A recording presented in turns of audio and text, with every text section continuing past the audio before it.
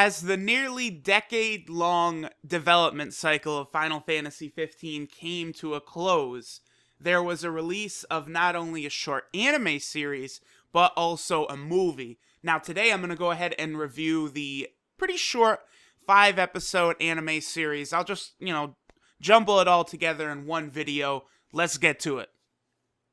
Now, I do have to say, these 5 episodes, this little, backstory that this anime, Final Fantasy XV Brotherhood, is setting up, it is very good.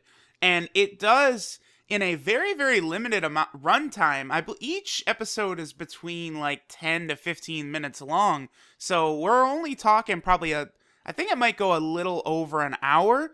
They get a lot done, and they show you a lot of important details about the characters, especially if you're about to dive into the game itself. Now, the first episode, Before the Storm, this sets up a very important moment that happened early on in Prince Noctis' life. Noctis, of course, being the main character of Final Fantasy XV, and he's traveling with his 3 companions, Gladius, Prompto, and Ignis.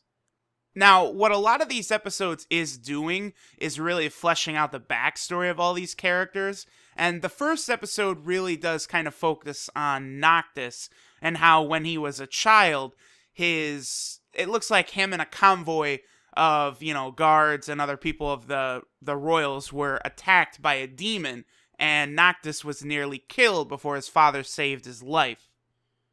Towards the end of the episode, you do see the 4 of them, Noctis, Prompto, Ignis, and Gladius, get into a skirmish with a small battalion of Imperial soldiers, and they bust out the same sort of snake, Medusa, Lamia type enemy that had attacked Noctis so many years prior, and the episode kind of ends with Noctis about to engage this monster.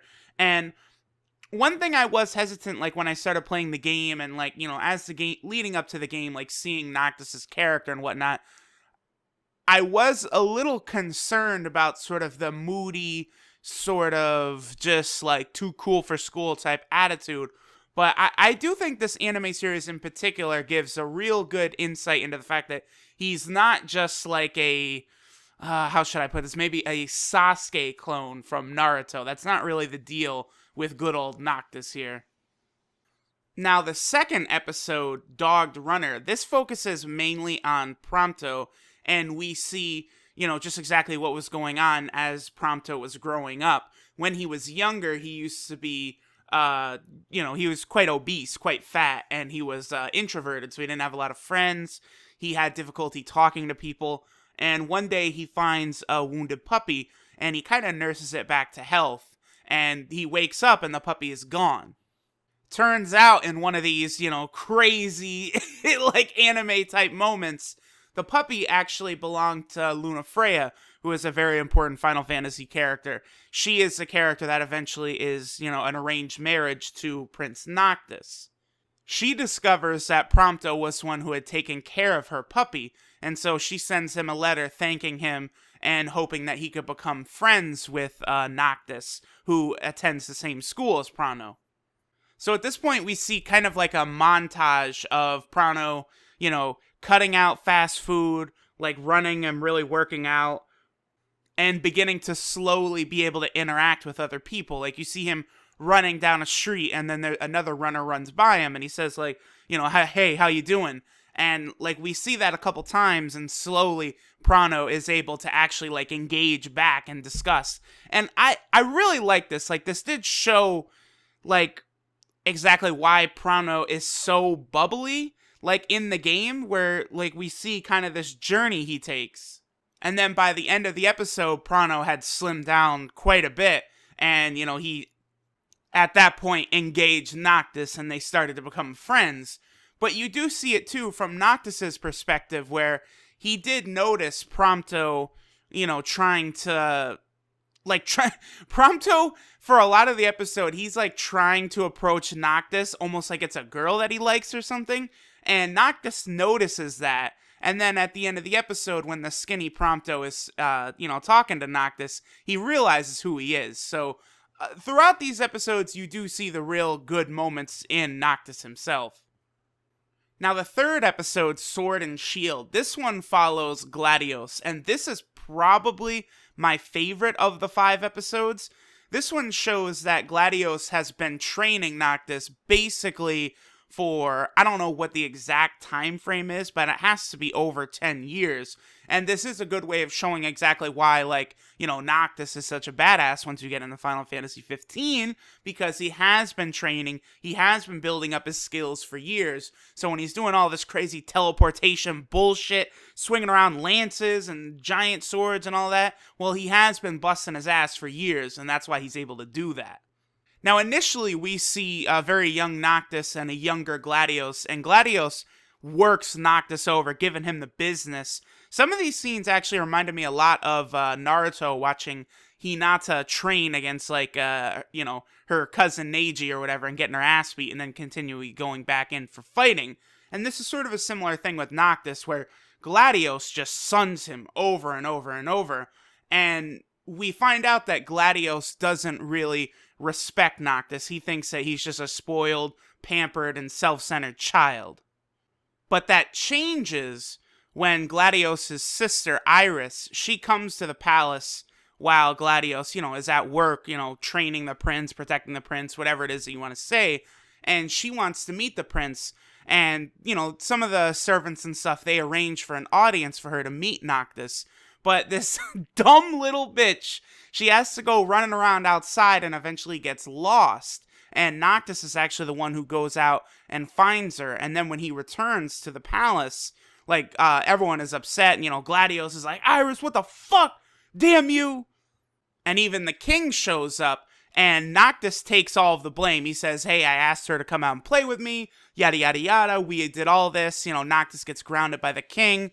And then later on, Gladius is told the truth by his sister, and through that, Gladius and Noctis begin to form a bond, which by the time we get into Final Fantasy 15, they are, straight bro-fisting, they're Eiffel Towering girls and shit,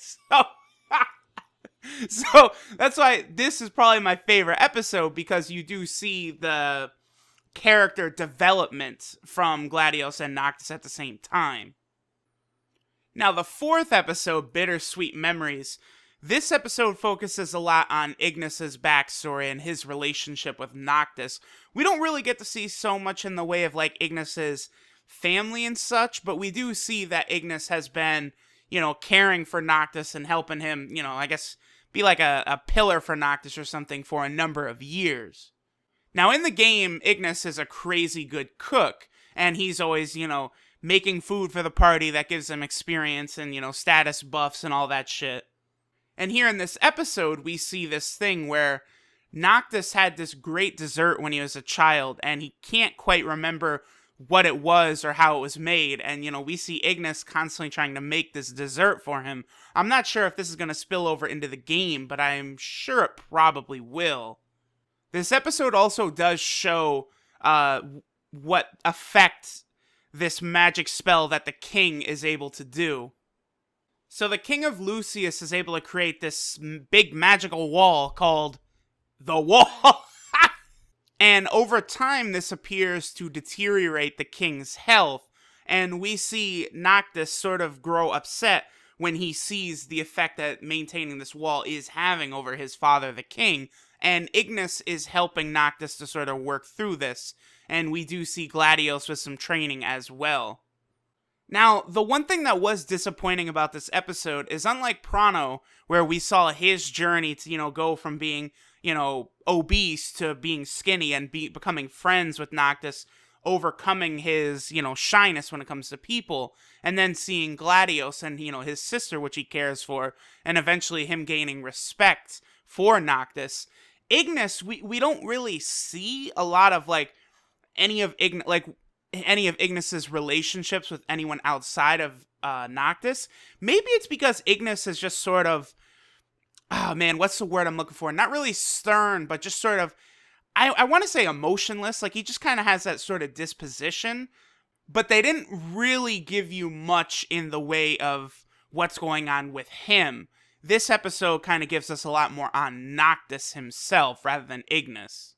And then the fifth episode, The Warmth of Light, This episode basically just picks back up with the battle against that demon that had attacked Noctis many years earlier. We see what happened back then when this demon just attacked the convoy of cars that Princess Noctis was in, murdered all of his guards and all the people who were with him before finally the king shows up and just bosses up on this damn snake.